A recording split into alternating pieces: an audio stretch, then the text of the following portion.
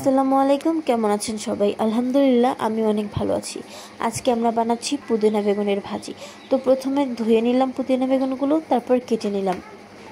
এরপর এর ভিতরে আলু কুচি করে নিলাম, তারপর পেঁয়াজ, কাঁচামরিচ, শুটকি এবং যা যা লাগে পুদিনা বেগুন ভাজি করার জন্য। প্রথমে আমি একটা কড়াই গরম করে তার ভিতরে তেল দিয়ে দিচ্ছে শুটকি। শুটকি ভেজে দিলে আর কি একটা ঘ্রাণ আসে অনেক সুন্দর।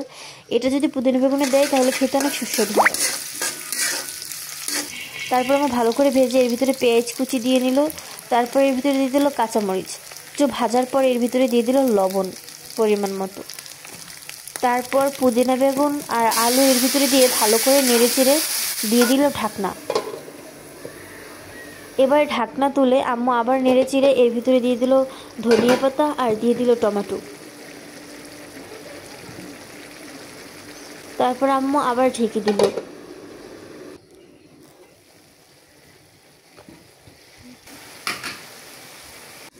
এবার হয়ে এলে এটা বাটিতে তুলে নিল আম্মু।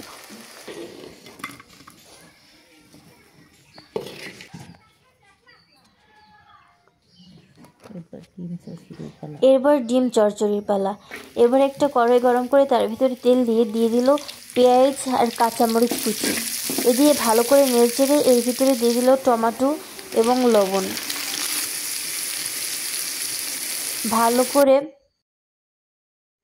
নাড়াচাড়া হয়ে গেলে এর ভিতরে দিয়ে দিল ডিম। আম্মু একটা মস্ত বড় ভুল তো এখানেই করেছে, রান্না হওয়ার সময় ভিডিওটা তুলেছে, এর আগে ভিডিওটা তুলতে আম্মুর খেয়াল ছিল না। যাই হোক, খাবারটি অনেক সুস্বাদু হয়েছিল। এবার পরিবেশনের পালা। আমি বলে বোঝাতে পারবো না, ডিমের চচ্চড়ি আর বেগুনের ভাজি, তিত বেগুনের ভাজি বিশেষ করে, এটা আমি আগে কখনো খাইনি। আর ডিম দিয়েও যে চচ্চড়ি করা যায় এটাও আমি আগে জানতাম না। আমার আম্মু যে কী ধরনের রান্না করে সেটা আমার আম্মুই জানে।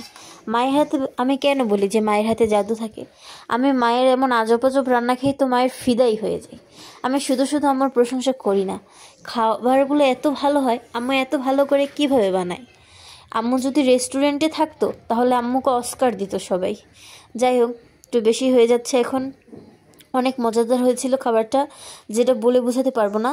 ঘরের খাবার খান, সুস্থ থাকুন, আল্লাহ হাফিজ। আপনারাও ট্রাই